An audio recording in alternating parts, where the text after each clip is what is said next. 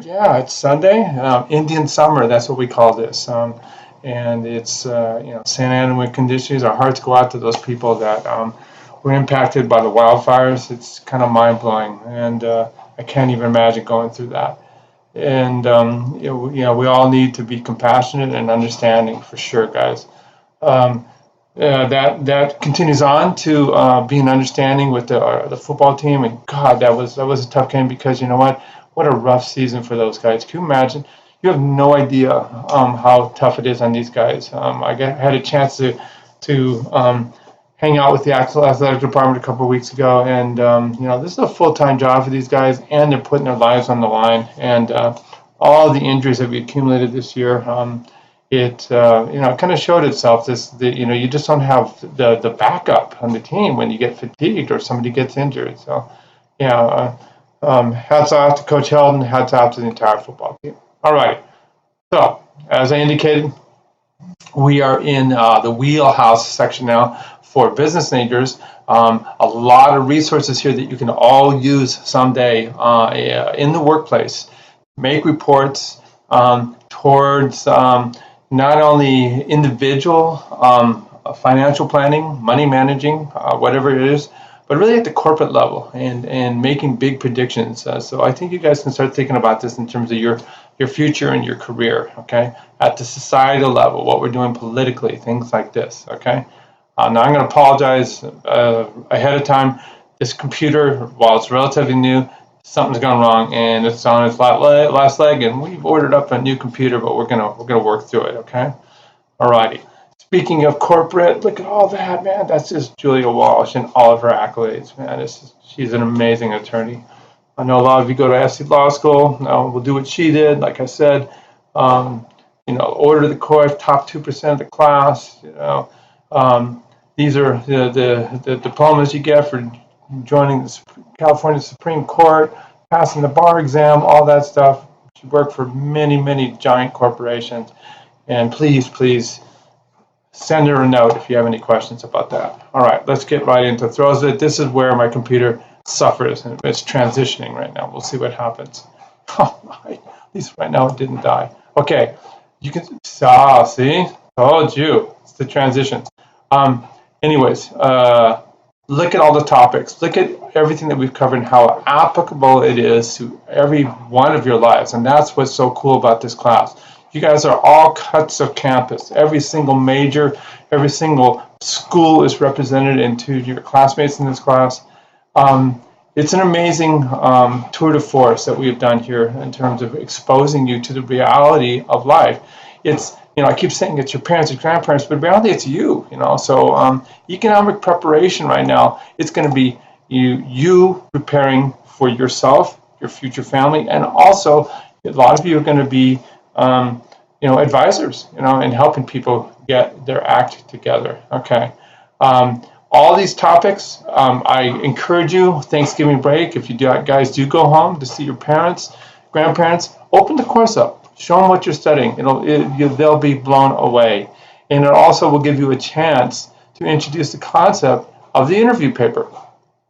Okay, because these are the topics, sorry about this, that are going to be covered. Alrighty, so before my computer dies, let me just go ahead and get into this second part. So we looked last week at economic and social implications. I'm going to just kind of quickly go into it while my black screen of death reminds us about this, okay?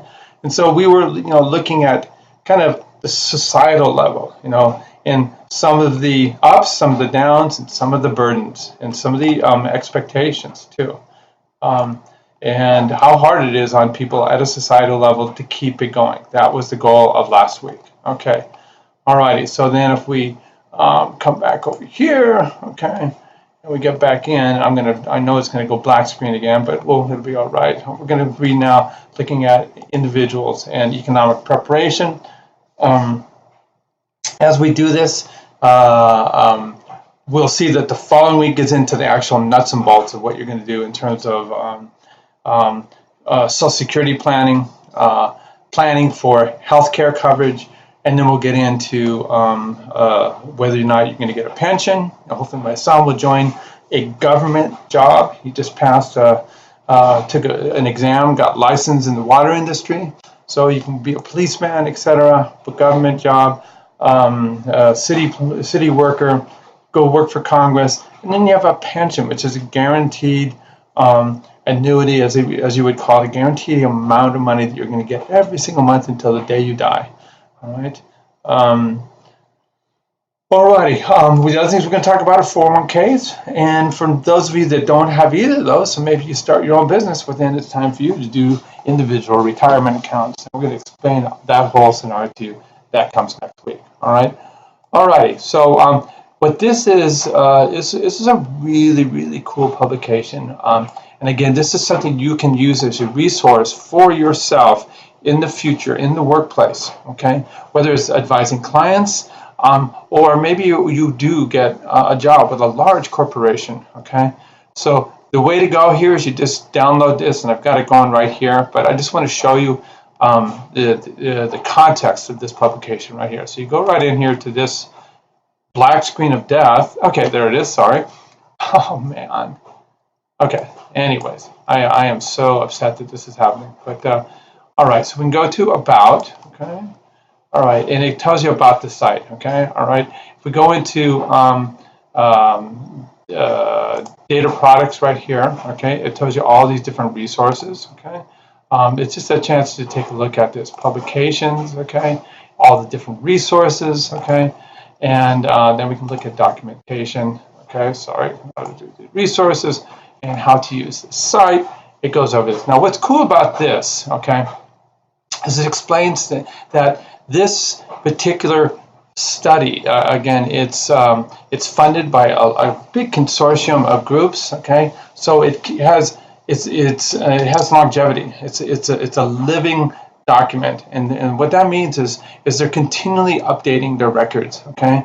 So as you look through this, they talk about what it is that they've done, and then they keep adding new cohorts and over and over and over again, okay?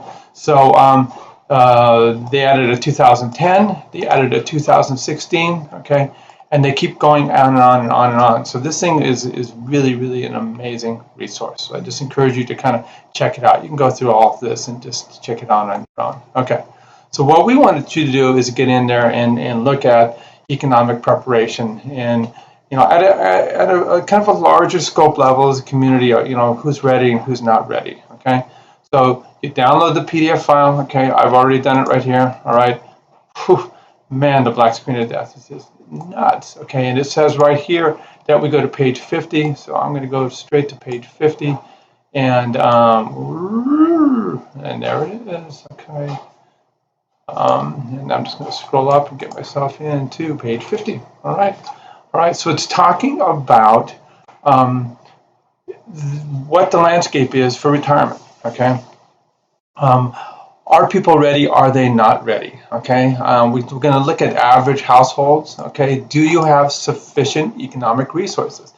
You can see yourself being me sitting down with clients and asking these very same questions. Okay, and then you'll go over what their resources are. Okay, Social Security. Okay, are they maximizing this? We're going to talk about the spread of Social Security age. You can retire at age 62. Okay. With a penalty, okay, you'll get 70% of the retirement that you'll get when you retired at 66.67 years of age, okay. So there's a penalty, okay. If you feel like you're going to die, then go ahead, tap into it early. If you're going to live a lot longer, it's better to keep working and keep putting into Social Security and putting off your access for this entitlement program. Alternatively, if you're like me, I feel like, in fact, I know I'm going to work till I'm 72. This has a lot to do with my healthcare coverage. With Julia having cancer, I need to maintain my healthcare coverage because she's not available for Medicare because she's 7 years younger than me. Okay, so this is something you kind of have to think about. As a result, if I'm going to delay my retirement to age 72. Then I'm going to get 30% more in my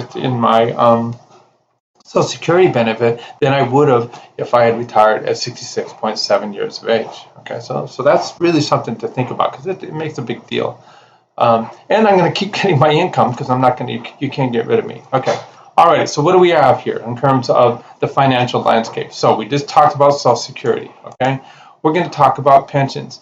Pensions are kind of divided into these two categories. Okay.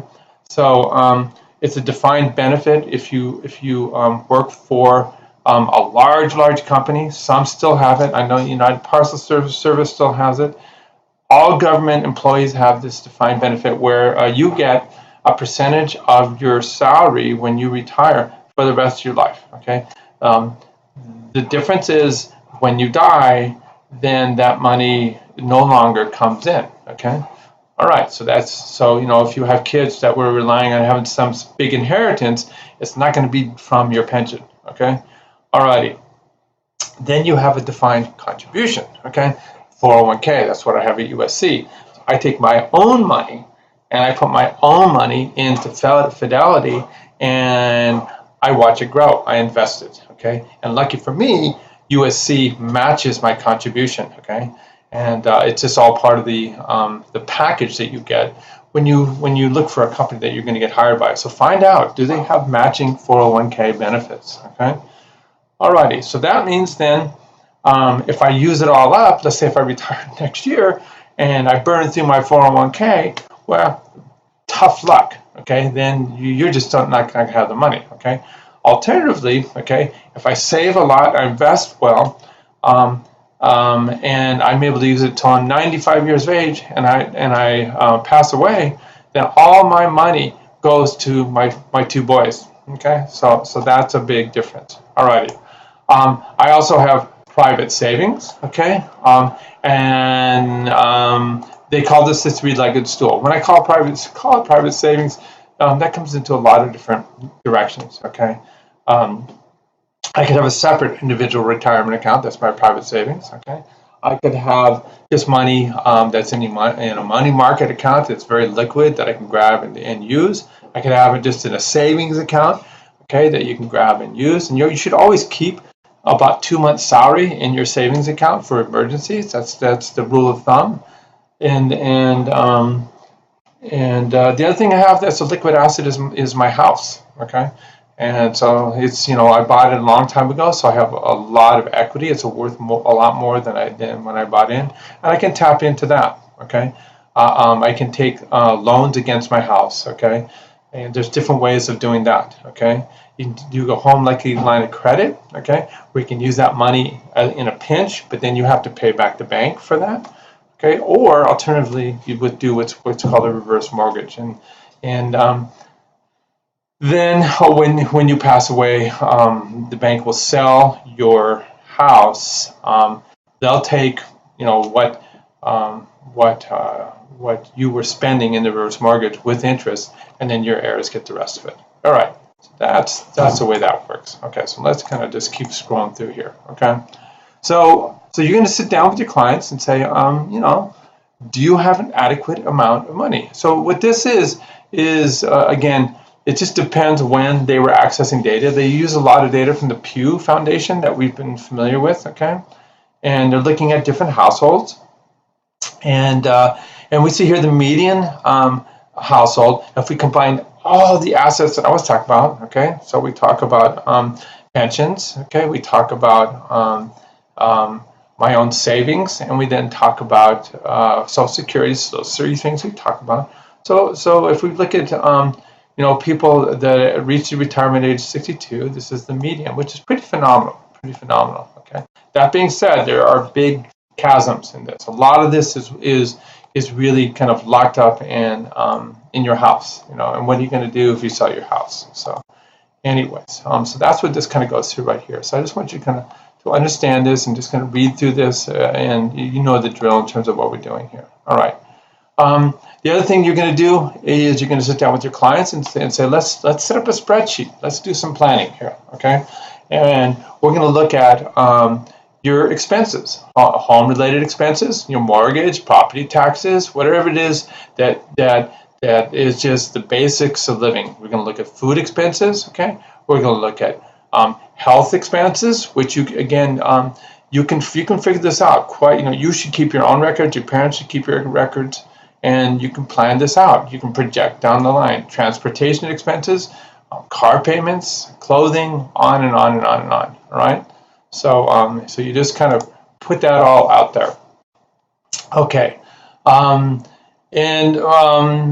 What they're finding is that baby boomers, in general, on average, have slightly less wealth. A big part of that is wrapped up in housing. Okay, a big part of that is that a large corporation stopped doing defined benefit, where you had to guarantee money. So if you didn't retire, if you didn't plan for retirement by putting your own money in there, then you're in trouble. Okay. All right. So we're looking at the composition of wealth, okay, and we're looking at what people have, and so this goes over exactly what I was talking about. We have Social Security, that's composition of wealth. We look at the defined benefit. Do you work for a government agency? Okay. Are you a fireman, policeman? Are you a congressman, a senator? Do you work for city government? Do you work for the water industry, like my son Matthew is going to be doing? Okay. So that means that you have money that is going to happen continually. Okay. And then when it says non-annuitized, okay, that is not a guaranteed amount coming in. An annuitized amount of money is a guarantee. Okay. We're going to look at your financial assets. Okay. Your personal retirement accounts, housing, real estate, all this, okay, is the other part of the three-legged stool. Okay. And when we look at it here, we're looking at, again, numbers across the spectrum of the population. Okay. Alrighty. So this, again, taps into social retirement. Okay. And it just talks about this distribution across the population. You guys check this out. Okay. We're looking right here, the percent of the labor force working full-time with Social Security is men and women. Okay. Alrighty. So we're looking at the percent of men and women. Okay. 51 to 56, they're still working full-time. And we compare 92 to 2004. Okay. And we see that the rate has gone up a little bit right here. Okay. But we see markedly it's gone up mostly for women. Sadly, when we look down here in terms of earnings, we see that the earnings have not gone up that much. Okay. And you see this has been converted to $2016. Hasn't gone up that much for men, but really blows my mind is the disparity between men and women. Okay, so it's gotten better here to here, but still not great. Okay, all righty, cool. All right. Oh God, I'm so sorry. I promise you, I'm getting a new computer. Okay. All right. So again, we're looking at the change in the pension landscape, and this is what I'm talking about. Okay. So this defined benefit is disappearing. Okay. If you don't work for a government agency, it used to be way back in the day. You work for General Electric. Okay. Big giant companies. You work for Ford Motor Company. Okay. They have this defined benefit. Okay. The problem is they didn't plan on people living forever. Okay. So when you have a guaranteed salary, if the person dies, okay, it's a financial drag on the company. It's crazy that the government still offers these defined benefits, and guess who's paying for that? You are, with your tax dollars. Okay, that's the way that works. Okay, alrighty. The other one is the DC, okay, the defined contribution, and that's what I am doing, and most companies, large companies now do, where they encourage you to save your own money. Okay, some there's no matching. Luckily with USC there's a matching benefit. Okay, it's actually 2 to 1. All right, for my 9-month salary, which is huge. So you would be a fool not to invest in your 401k. All right, and we'll talk next week about how to do that. Okay, in terms of your risk. Okay, why do you save? Okay, so here's the, it's pretty straightforward stuff. Okay, you got to pay for your housing, you got to pay for your entertainment, right? And because I want to be able to go to Hawaii and stuff like that. Okay, maybe I'm being a spoiled brat, but that's what I want to do. Okay, and then the medical costs. Okay, these are significant, and we're going to see that for a significant majority of people in our country, when all they have is Social Security, half of their monthly entitlement check from Social Security goes towards covering medical costs, which is impossible. And we kind of saw that last week when we looked at those people that had so little money when it was at the end of the day because they had no retirement benefits. Okay, all righty. So we look right here, okay, and looking at a survey about financial literacy and planning, okay, and so it talks about the kind of questions that you're going to ask, and you're gonna assess, okay, whether or not the person understands the concept of compound interest. Okay, what that means is for you guys, you should be investing your money in what's called a Roth individual retirement account. Okay, and you put in your first year, a couple $1,000s, and you look the other way, and because it's making through some accurate types of investing with a lot of risk, because why not? You're young. You can make 10-15% on that money every single year. Next, you know that $2,000 turns into $100,000. All right, so that's called compound interest. Okay, because you're just compounding the principal every year. Okay, it just goes up and up and up and up and up. Okay, this is going to be negated. Why did that have to happen? By inflation, okay, which is sad. All right, I gotta go back to where I was at here. Almost there. Hit the wrong button. Okay, there it is. Okay, so all right, there it is. Okay, so you have to subtract inflation. So you're making money through compound interest, but you're going to lose money from inflation. Okay, and then you have to ask yourself how much risk you can take. Do you need the money right away? Okay, so I can afford to watch the stock market do its sawtooth thing, okay, because I don't need the money right now. I figure I'm not going to be tapping into that for another 10, 12 years, okay? So I'm going to roll the dice and find out what's going on. When you're older, it's different, okay? So this talks about some of this aspect of this, okay? All right, this talks about cohorts down here, okay? And the demographics, and they're talking about how there's a lot more wealth in housing right there. All righty. So again, financial literacy, it talks about what happens when we look at interest rates, okay? When you have a really crappy interest rate, like if you keep your money in a savings account versus throwing it into the stock market. Stock market has been doing really, really well, okay? All righty. Everybody's different. That's what this is about,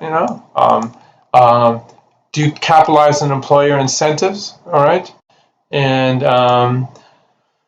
when we look at this kind of shows exactly what I was talking about in terms of people that are investing. Okay, so we look across the board, a fairly small number have done any type of investing. Okay, and that's what this is right here, any type of coverage. Okay, so we see only about roughly 35%.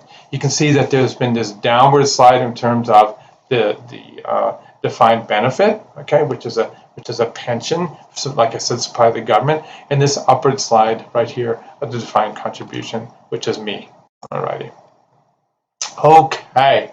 Where does the money go? We already talked about that. It's going to go towards doctor's bills. It's going to go towards your entertainment, things like that. Okay. All right. So we look at total income. It's basically the bottom line here. Look at couples and singles. Obviously, people that are married do much, much better. Okay. Your income goes down as you age, but so do your expenses and life expectancy. Okay. So that's what this is all about. So look at total income, total wealth by age. Okay. This shows you right here that they only were able to sample single people in the 90+ age group. That tells you something about what happens when you get older. There's a good chance you're not going to have a spouse hanging around. And this right here is total spending. So your spending is going to go down. So yes, your income goes down, your spending goes down as well. Okay. Here, the income's steady. People are still working. Okay. The second you start working, then your income's going to go down, down, down, down. Okay. Wealth. You see that it maintains itself. Why is that? Well, my investments are doing really well. Maybe I don't do as many things, okay, which is right here, okay, and my housing is part of my investment, and it's kicking ass, okay, especially in a place like California. All right, so that is everything that you have to do in terms of understanding in a nutball of this reading. Okay, now we go down here, okay? And in terms of this economic preparation, there are some really, really good videos right here, simple videos that explain to you what's going on in terms of the Social Security system. Alrighty, so just please go ahead and watch these videos. They're like a couple minutes each. They're awesome. And then this is a Social Security resource if you want to read up a little bit more on it. Okay. This is a really cool report about if we just compare the costs that people are going to experience. Okay.